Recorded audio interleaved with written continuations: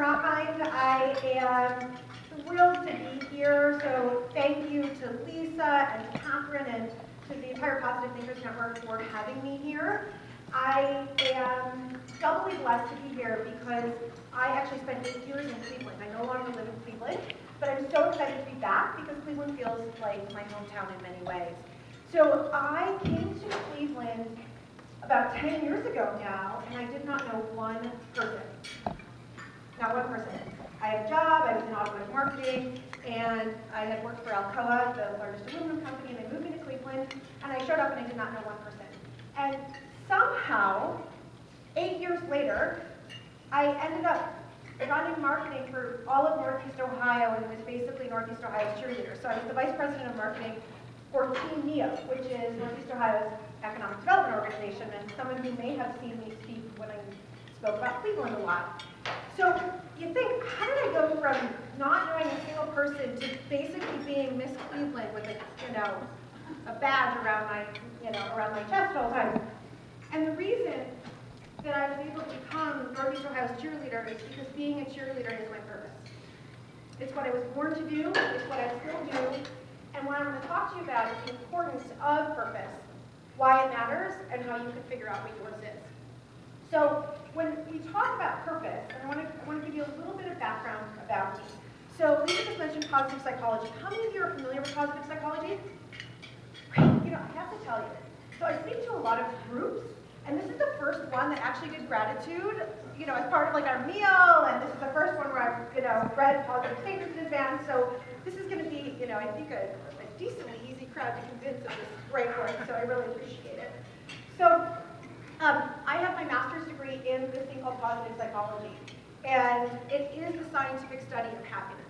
So as much as I, my whole life, have believed in the law of attraction, as much as my whole life I knew that happiness mattered, gratitude mattered, there are a lot of people in this world we know who do not believe it.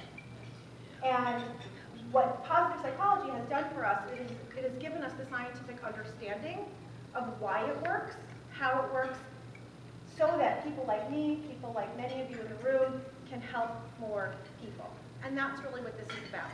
Positive psychology was started by a tenured professor at the University of Pennsylvania with the idea of saying that for so many years, psychology always looked at what is wrong.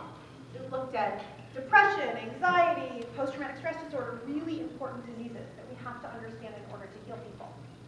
There was a realization in the field about 20 years ago that we had not done as much research on wellness. And the absence of illness is not wellness. The absence of illness is baseline, folks. The absence of illness is zero. But the absence of illness does not mean that we're thriving in life. It does not mean that we have healthy relationships. Just because you don't have a bad relationship doesn't mean that your relationship is thriving. Just because you don't hate your job doesn't mean that you love your job. So we have to start really understanding from a scientific laboratory perspective, what is it that makes life worth living?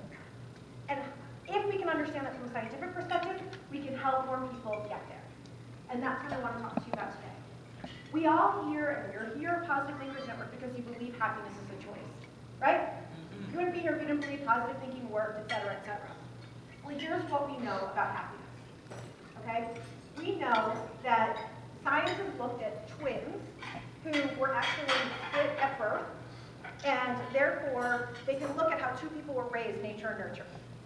And what has been found, what percentage do you think of our happiness is genetic? 2%. Anyone else? 50. Well, Lisa, I think you know, so you're going to have to not play with my games a little bit. 50% of our happiness, approximately, is genetic. That means you were born with a certain amount of happiness, and this, you can't get this down to every single person, but studies have shown that approximately the majority of us, 50% of our happiness was born. So if you're a really happy person, like Toshiba Bob, you can go ahead home and, you can write a gratitude letter to your folks, or, even if they're passed on because they were great, okay? If you are someone who's had to work on your happiness, maybe you're not so happy with your parents at the moment, but it's only 50%. What does that leave for the rest? Another 50%. Within that other 50%, okay, there is a certain amount that is our life circumstances. So the color of your skin, the socioeconomic class you were born into, the city you were born, your religion, your sexual orientation, what percent of your happiness has been found is your circumstances in life? 10. 12. 5. It's 10. It's only 10%. So if we have 50% that's genetic and we have 10% that is your life circumstances, folks, that leaves 40% that is our choice. What? 40% in your brain. 40%, Toshiba Bob says, is in your brain. We're going to talk about 40% is in your brain, it's in your heart, it's in the activities that you choose to do every day, it's in the work you choose to do, it's the way that you choose your relationships, and it's the way that you choose to have gratitude in the world. But that is 40%, meaning even if you were born with genetic, a low set point for happiness, you've got a lot that you can still work with. So one of the things I did when I was Cleveland's, chief cheerleader, if you will, is I spoke to, I don't know, hundreds of organizations throughout Northeast Ohio. I spoke to probably tens of thousands of people. Because my job was actually externally to promote Northeast Ohio to bring more businesses here. But what I found, people would think, oh my God, that's such a hard job. How do you get anyone to come here? The only people who were negative about Cleveland were who? Clevelanders. Right. Okay? The only people who were negative about Cleveland were Clevelanders. People who were born here. The majority of people who are not from here really know nothing about it. And when people are here, you can convince them either way. So what I started doing is I started going on a road show to Clevelanders, to chambers of commerce, to a group like this, any group that would have me speak, to talk about the positives, the reason to be optimistic about Cleveland's future. Okay? Because so many people would say to me, Carin, what are you doing? You work for Team Neo. What are you doing to fix Cleveland? And I would look back at them and I would say, what are you doing? Because every single one of us has something we can uniquely offer to this city, to this region, to this world. No two of us in this room have the exact same set of strengths, of talents, of passions, and of experiences. And the combination therein means that each and every one of us can make a unique contribution. Each and every one of us has a gift to offer. And so that's what I went about studying. I left Cleveland so that I could go get my master's degree in this thing called positive psychology, because I said, I see way too many people just going in and out of their lives, just shuffling about. And I firmly believe that each of us has a unique contribution to make, and if we knew it, we would be a happier society. So I got my master's degree at Penn. I am blessed now to teach at Penn, and I'm blessed now to do the work that I do. And my entire job is happiness. My entire job is helping people figure out their purpose in life and how to go after it. So I want to go back to what I said was my purpose, which was what? Being a cheerleader. Right. So when I was a little kid, my parents, they grew up in Detroit, so I'm sorry to say this to an Ohio crowd, okay? But yes! Put her there! I love that girl, right? And I've got Susan in the room somewhere. Oh my God! Okay. You know what? This is like I'm speaking to my hometown. I love it. Okay. So, I grew up in Detroit. My parents went to the University of Michigan. I knew it was coming. I thought we were friends. Okay. Anyway, so I'm a little girl.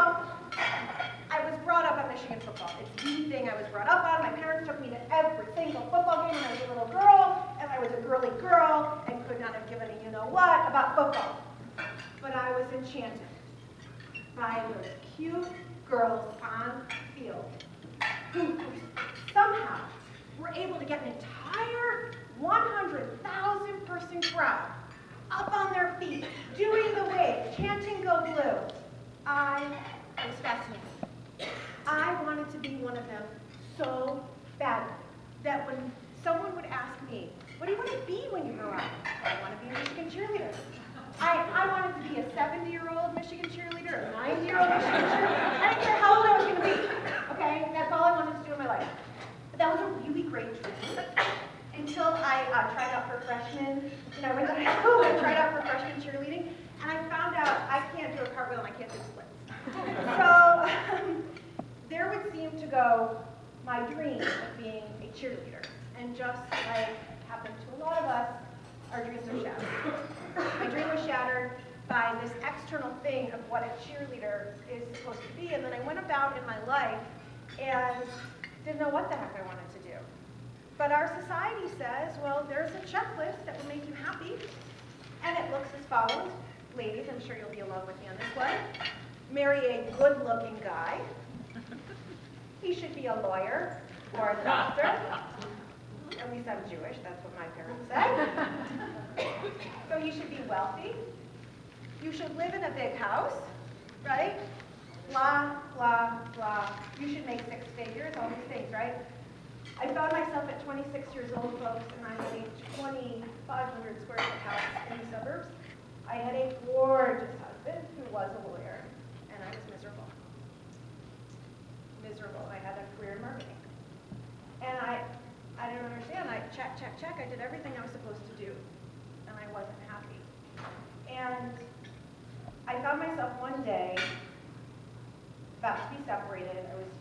We had already started that process, and I was 26. And it was my grandfather's birthday. And my grandfather was a Holocaust survivor who never let the Holocaust get to him. He was a happy, positive person who always saw future opportunity. And it just happened to be his birthday, and I went to synagogue, which I never did as a 26-year-old. And I know this group will believe it, but there I saw someone who I had not seen since high school, who had been my youth group advisor. And her cousin happens to be in the room, which is quite ironic. But I saw an old youth group advisor who I hadn't seen in 10 years, and she was a mentor to me when I was a child. And I took her out in the hallway, and I started crying, and I told her, I'm getting a divorce, and I'm miserable. And she said to me, go be a youth group advisor. And I said, okay. And I went ahead, and I became the advisor to the same youth group that she had been my advisor in, and the same youth group that I had been in as a child. And within weeks, I found myself cheerleading 40 high school girls who were ready to take on the world, who each had unique strengths, who were going to go off to some sort of career or college, and they each were excited about life. They saw life ahead of them, and I became a cheerleader. And that is how the last 10 years of my life